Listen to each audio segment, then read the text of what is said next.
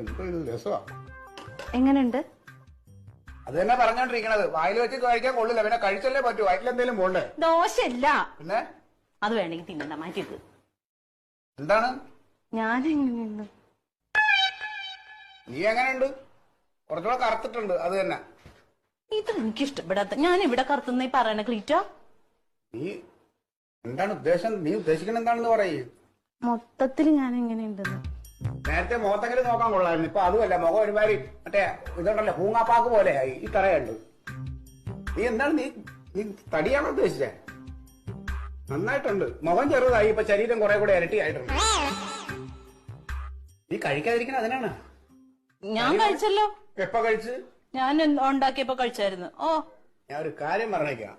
നീ ഈ ആഹാരം കഴിക്കാതിരുന്ന തടി കുറയുമെന്ന് വിചാരിക്കരുത്. അത് ഭയങ്കര മണ്ടത്തരമാണ്. Hello hello. ആ ഷെയ്ഖനെ വിളിക്കാൻ വരുമോ? വിളിക്കാൻ വരാനോ? ഇന്നലെ കണ്ട് കൊണ്ടാക്കിയിട്ടല്ലോ തന്നെ. ആ ഒന്ന് പറഞ്ഞിട്ട് കാര്യങ്ങൾ ഇന്നെ എപ്പം വിളിക്കാൻ വരണം. 10 ദിവസം നിക്കാന്ന് പറഞ്ഞ് പോയതല്ലേ ഫിനു. പിന്നെന്തേ?